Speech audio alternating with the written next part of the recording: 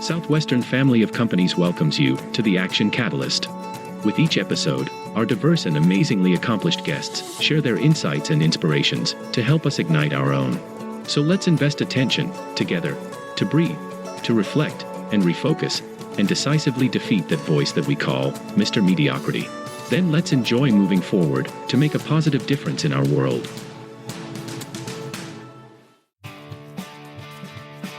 Southwestern Advantage is about so much more than just helping your family with education. Our company is the nation's oldest entrepreneurial program, helping college and university students build character and develop the skills they need to achieve their goals in life. These are the kind of skills employers seek that cannot be taught in a classroom. Skills such as problem solving, effective personal communication with people from all walks of life, confidence, attitude, goal setting, and more. Since 1855, the Southwestern family of companies has invested in purpose-driven people who are inspired to build principle-guided businesses that impact the world. And for many, that purpose started with a summer at Southwestern Advantage. But this program isn't just about growing the young men and women whom you'll see in the community. It's also about growing your own son or daughter, and the educational resources they will bring to your home are second to none, with learning systems that address the whole child, from preschool to 12th grade. Uniquely designed by top educators, these resources serve the modern needs of today's private, public, and homeschooled students. They're kid-approved, parent-preferred, and teacher-recommended. At Southwestern Advantage and the Southwestern family of companies, we invest in building people and inspire them to achieve their goals in life to positively impact the world. Learn more at southwesternadvantage.com/action. Welcome back to the Action Catalyst. This is Adam Outland. We're continuing the discussion we began in episode 417 with our guest, Magnolia founder, best-selling author, and entrepreneur, Chip Gaines. You know, you brought up a couple of things that I jotted down. One is, why you do what you do. And one of the mottos that you guys have carried, I think, since inception was, "We believe in home." I love that. I was going to ask a little bit about that in conjunction with how you figured this out. How did you go from all the different experiences you had into knowing that, we believe in home motto and jumping into renovation and construction and design? Yeah, great question, man. I mean, simple story is that I started a little lawn care company. I started a half dozen companies, and I joke with Joe in kind of public forums that it's just like all my businesses were nonprofits. I mean, until I met Joe, none of the things that I thought were going to be life-changing, multi-million-dollar opportunities. Right. Zero of those things happened. I was worthless. I was an entrepreneur, a serial entrepreneur, literally. But I mean, I could not figure out how to make any of these things actually make money, how to make them work. And then Joe was definitely the secret ingredient that was added to the pie that made it finally start coming together, if you will. But I did work really hard. I mean, I learned that again as a young man, really in my parents' house. We worked. I mean, on Saturday, you woke up early, you were pulling weeds in a flower bed, you were mowing grass. If it wasn't for free for your rent and board in your own house, which was kind of our, general upbringing philosophy, it was to neighbors' houses, and you could keep that money and buy yourself something that you were, I kind of always, I grew up in one of those that all my needs were taken care of, but the wants were kind of like on my side of the ledger. So if you wanted something that was outside that need category, you went and did what you needed to do to make it work. And if it worked, great. If it didn't work out, well, you went without the want and just kind of, settled back down, to wherever you were before that idea popped into your brain. But as I wrestled through this hard work, and Southwestern again kind of put a cherry on top of that already pretty formulated foundation, was just this idea that, man, I can do this. I can do hard things. I can do things that most people can't. And so I kind of took that into my college career. And then after college, I just worked. I mean, sun up to sundown. I don't have a lot of hobbies even to this day. I would say if I have a shortcoming and a thing that I sort of like, oh, I wish I kind of have a regret in this sense, it's that I just literally don't have hobbies. My hobbies are my family,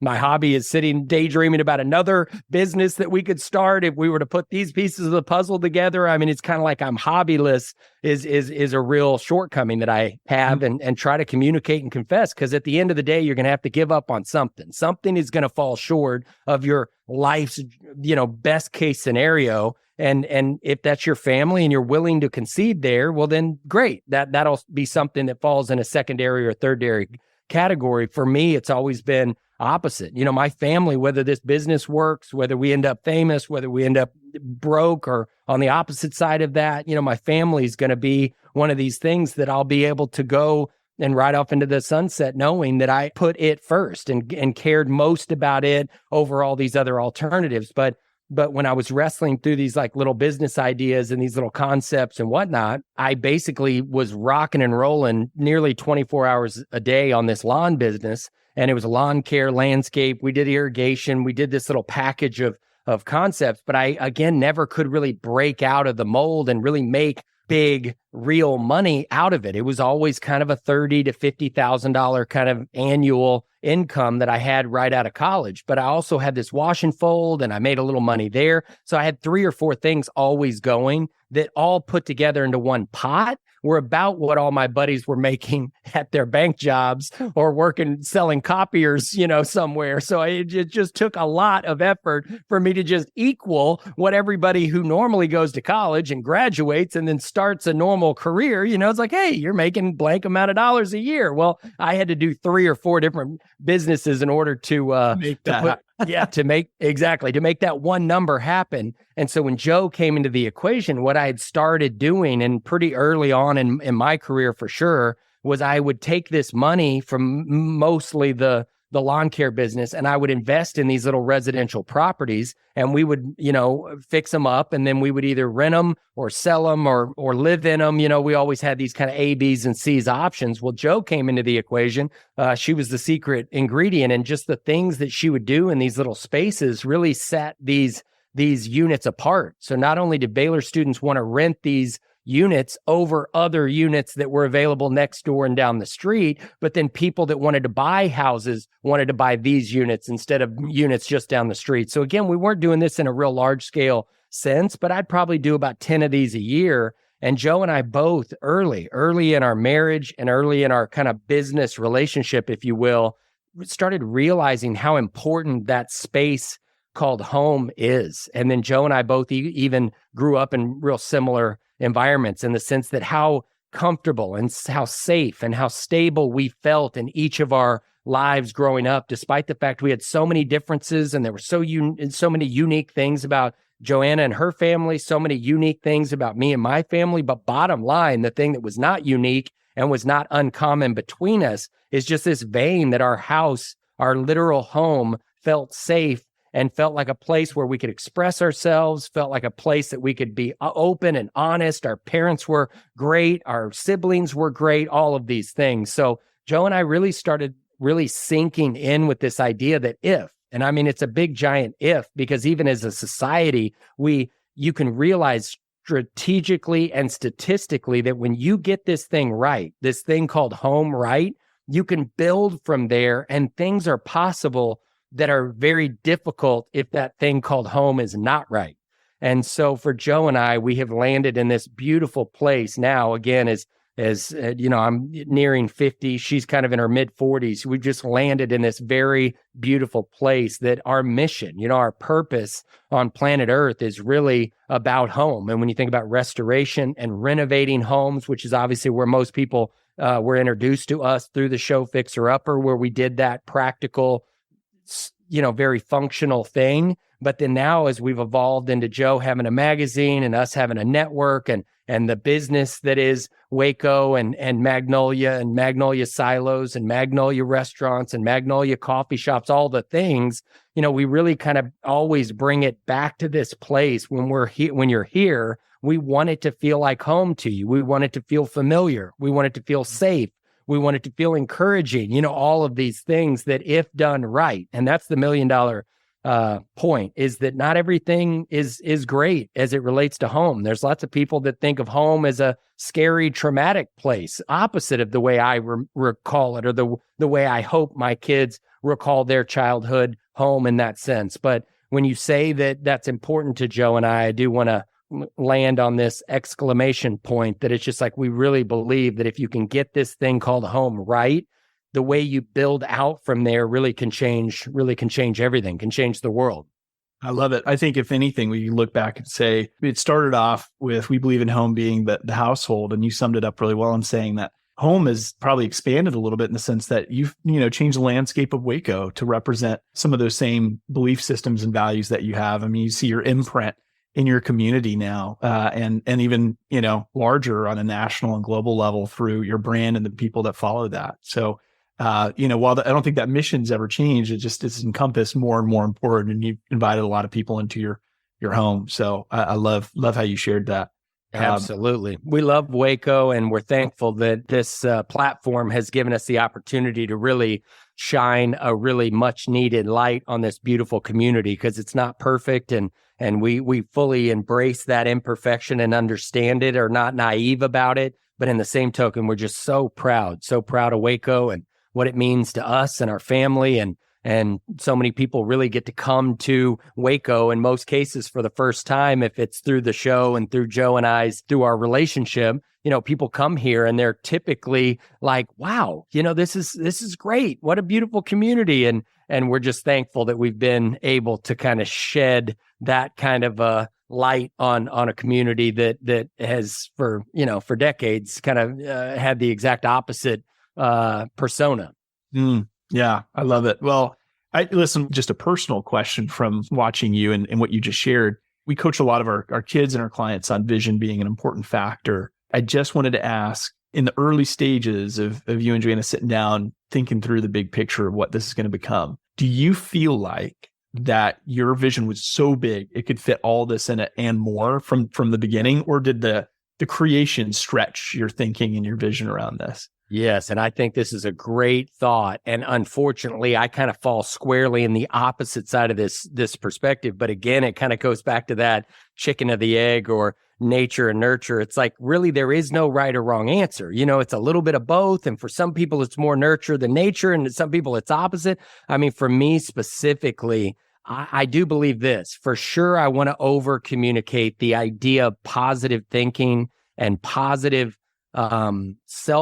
self-evaluation. It's just like, if you don't believe it's possible, I will argue. And I mean, to be very frank, this kind of chokes me up, because there's so many people that don't value themselves in a worthy way.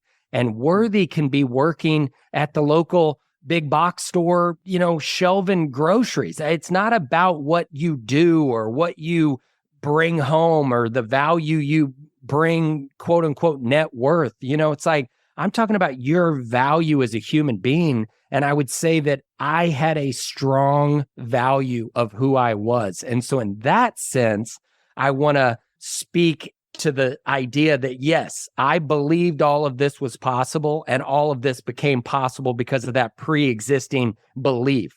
But I mean, I'll just be perfectly frank. When Joe and I got through season 1 of Fixer Upper, I sat her down, and I mean, I wish I could have recorded this, because it would have been like one of the funniest, moments in time, to where now, I've arrived as a businessman, and I'm going to express these thoughts to my beautiful wife and explain to her how things have been rough the last couple of years, maybe close to a decade of our marriage, but, I can see the future, and here's the deal. And I sat Joe down, and I mean, dead serious, like in a real formal, I mean, I surely I didn't, but I can almost imagine I wore a tie for the first time in years, and I was going to really impress Joe. And I was like, well, I've done all this research, and I've done all this math, and I've got a little business plan together. Joe, you're going to be so proud. If things go the way I see them going with Fixer Upper and the show and the kind of introduction of us to the, quote unquote world, if you will. First season was pretty normal and somewhat uneventful in a lot of ways. People kind of think it happened instantly. It really didn't.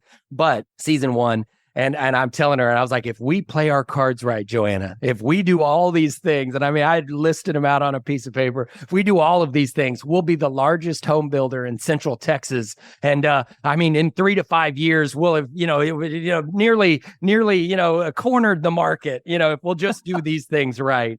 And little did I know that, hilariously now close to a decade fast forward, construction is a very small piece of our business. I mean, everything that Joe has done retail wise, the magazine, the network, I mean, anything other than construction are like these enormous, mind-boggling, circumstances. Yeah. And then here my little construction company is. And I mean, true story, my construction company, which really is my construction company. We have a construction company, a passion of Joe and I's both. It's kind of our first love, if you will, is not much bigger, if bigger at all, than when we started this thing 5 or 10 years ago. But every other category not related to construction is like 100x. And so I want to kind of speak out of both sides of my mouth that yes, I believe and agree wholeheartedly that if you start off with a sour impression of who you are in your heart, like in your soul, who you are as a person, it's very, very difficult to go off and do these big,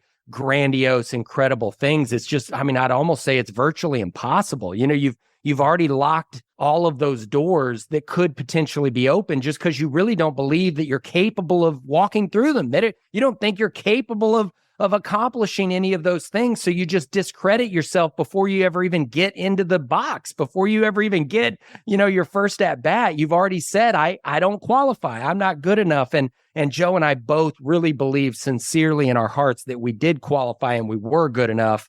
But to say that I had this big vision and there was this business plan that included all of these great entities and we were going to tie them together via this thing called home. I mean, heck no, this was a miracle in every sense of the word. And Joe and I were just recipients of putting one foot in front of the other, very biblical kind of feeling to where it's just like we just had a flashlight that revealed just a step or two out. And then we would take those few steps and we'd take a few more steps. And then eventually finally came out of the dark or the cave and you did realize you were in this incredible place, but it wasn't because of strategy or brilliant business, acumen. It was just real faithfulness and dedication to doing the next possible good thing that we could do with these opportunities that kept presenting themselves to us. And then because of our ability to believe in ourselves and believe that we were capable and qualified to keep doing these things, we kept doing them. And we just kind of kept proving ourselves right, if you will, on the idea that I love this thought, bet on yourself. It's like we just kept betting on ourselves and that stack just kept getting bigger and thicker and more powerful. And we just kept pushing it all. Okay, well, that was fun. Let's push it back into the pot and see what happens next. And some great things happened as a result. Yeah, absolutely. Well, Chip, don't worry. You still can be the largest construction company in Texas. No, it's amazing. You kept open arms and open eyes to opportunity as it presented himself. And yes, you've grown up, but knowing what you know now, I mean, just looking back at 21 Chip Gaines, 21-year-old Baylor graduate, doing his 4 businesses to pull together an income. What advice or what feedback, if you could give that 21-year-old version of yourself, would you just provide knowing what you know now? Sure. I'm so passionate about this thought because for me and Joe, really, and especially because of my personality, I building it up in some positives for sure, because there's so many positives about being a quote unquote salesman or being confident enough to stand up in a lunchroom and do things that most kind of would shy away from naturally. But I would say that because of my self-esteem, and I would argue high self-esteem, and again, kind of in the positive sense, not in the arrogant, egotistical, narcissistic, negative side of this thought, but just the positives that could come from confidence and self-esteem. I would have been a bad person had success had come to me so early. I remember my 30th birthday party. I refer to it as the best day of my life. And Joe's always pretty offended by that, just like, because there's been some great things, obviously 5 beautiful children and a marriage to the love of my life. And then obviously all the circumstances that come with, success and notoriety and all these things. But I still remember this 30th birthday party, my sweet Joe, surprised me with this. So I go golfing with a couple buddies, and I hate golf. And I was kind of actually a little mad that it was like, why are we doing this? I don't even like to play golf. And here it is, my birthday, and I'm doing this crappy thing. I don't even want to do this. And then they brought me home from golf, and I basically walked into like this party, and it was in this 800 square foot house. Joe and I could not have been broker. I think we had a kid or two at the time. So we were just little bitty infant babies. But I mean, everybody was there. And I remember this party just being this incredible night with old friends and new friends and my wife and family. I mean, all mixed together in this perfect pot. But I remember the next day, my parents were kind of wrapping up and leaving, and they came over and they said, "Hey, Chip, does it hurt your feelings for some of your old friends to come over like that?" And I was almost like taken aback. I was like, "Why would that hurt my feelings, Mom? That was like the best day of my life." What? And she was like, "Well, I mean, you had to have noticed that 2 or 3 of those kids that you thought you were going to be at least on par with, if not like their bosses, they all drove up in cars that are as valuable as the house you live in. Like, surely that dawned on you." And I swear to God, it hadn't. And the way my mom said it, I remembered it was kind of this moment. And I joke all the time, if you've seen Austin Powers, in one of the series of Austin Powers, somebody tells him that he's got bad teeth. And his whole life, he didn't realize he had bad teeth because he's from Britain. And obviously, people in Britain have bad teeth. It's kind of like this, superficial kind of stereotypical funny joke. And the rest of the scene, he's kind of covering his teeth up like, "Oh my gosh, I've got bad teeth and nobody's ever told me this." It never dawned on me that the house that Joe and I lived in, that we had invited all these people, some of which were Dallas and Austin and Houston, big, relevant 30-year-old superstars, like I thought I was. I thought I was doing all these things. I had 10 or 15 rental properties. We were flipping a few of these. I was doing this small business and this small business. Mom kind of runs that thought past me. And it was almost like it dawned on me in this pretty sad way, like, man, I thought, and it didn't dawn on me until she said it. And then the next few weeks, I really was processing through this idea, like, I thought I would have been further in my career by now. And I just want to encourage those of you that are listening, that it's just like, this stuff doesn't typically happen overnight. And for those of us, and not me, but just anybody, the human race, where it happens really early, I think some real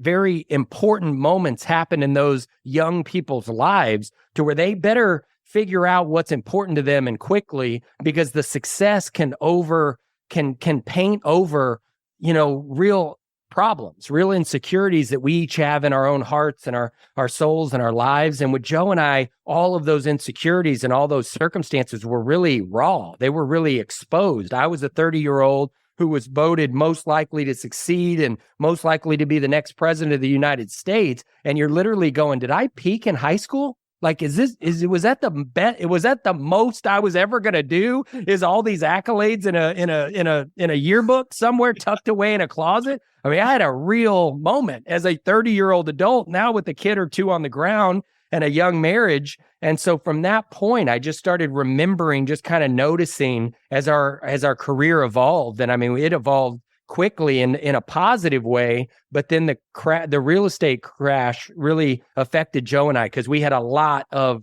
irons in the fire at exactly the worst time imaginable. Very, very, very little cash, and a lot of debt, and a lot of projects that we were pushing towards the horizon. And that 08, 09, 2010 kind of crash occurred in our literal backyard. And I mean, it almost bankrupted Joe and I always joke, it's like, I think if we didn't have enough stuff to actually declare bankruptcy, everybody was just like, bro, you're not going to make it.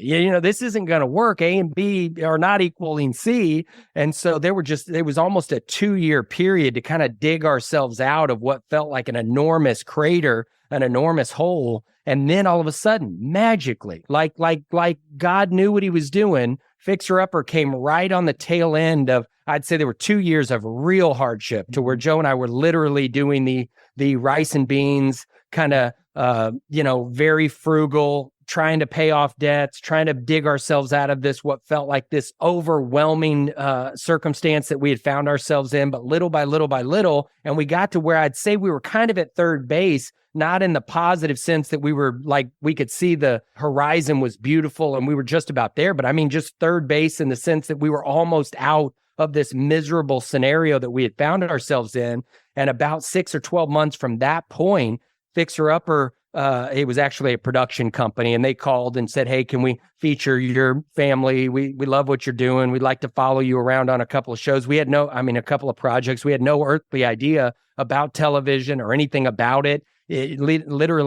Generally speaking, or literally speaking, we were just like, who are these people? I truly thought it was a scam. I thought it was like one of these things to where you were going to send somebody $5,000 and you were going to inherit, some, Middle Eastern fortune or something like that. I thought literally it was that much of a scam. But all that to say was like, we got to that place and we said yes to that little opportunity, and they came down. They were real people. We connected with them in a lot of really cool ways, and we started building what eventually became Fixer Upper. But had that happened in my world, maybe 10 years prior, 15 years prior, I don't think I would have been a great human being, because I really got to learn so clearly humility and how money really works. People think money is going to be the answers to some problem. It's not. It's no different than saying, is the shovel an answer to some problem? It's an answer to the problem of you needing to dig a hole. But if you think it's going to answer the problem of how do I fix my life, or how do I make my marriage better, or how do I figure out what my purpose is on planet Earth, that shovel's not going to be any more helpful to you than the man on the moon. So, money, just there's so many things that it gives you the ability to do if you're excited about philanthropy or business. There's amazing ramifications that can come from money, but there's so many negatives that can come from it, that if it's not placed appropriately in your life, and the importance of it is not clearly articulated, it can be such a destructive measure. And so for Joe and I, we're just so thankful that the kind of success and the circumstances happened to us a little bit later in life, because we get to now look up and are just realizing, look, it wasn't about the money. It never was. So the things that motivate me to continue to put one foot in front of the other are always something else. But I guess I would go back to my 20-year-old self and just say, it's not going to happen overnight. And the success that does happen overnight, you don't want it. You don't want that kind of success. You want the kind of success that people are talking about when you're in your 70s and 80s. And Joe and I, for sure, proof is not in the pudding, kind of knock on wood. We'll see how it all shakes out. But we would love to be in a rocking chair somewhere, hopefully on the farm in Waco, Texas, looking back in the rearview mirror of our lives and say, it worked. The things that we thought, the things that we felt were the most important priorities to us have now all landed and have all created their own, systems, and their own roots are deep, and their own growth is enormous. And wouldn't that be something to kind of be able to sit back and look and realize that the thing that you did that definitely took time and took lots of patience and took lots of hard work was really the better way to build that thing, as opposed to the quicker option that maybe there'll be people in the same predicament looking at their things that are all in shambles and have all washed down the beach, realizing, you didn't build it for the long term, I think our listeners are going to appreciate the idea that patience is part of that, and that it comes sometimes on the heels of the low that you got to work. This has been great. Really appreciate how generous you are with your time and some of the wisdom, Chip, and love that we both have the positive PTSD experience of having knocked on some doors and gotten rejected 3,000 times. So it led us to that next yes. It was the 3001. That was the important one, wasn't it? Yeah, I tell you what. Well, Chip, hopefully we get to do this again in the future. I wish your family the best and what you guys are building. Awesome, Adam. Thank you for having me, man. That was fun. That was cool. If you enjoy this podcast, please make sure to subscribe. And to stay updated on everything that the Action Catalyst is up to, make sure to follow us on Facebook and Instagram at Action Catalyst Podcast, and on Twitter at Catalyst_Action. And thanks for listening.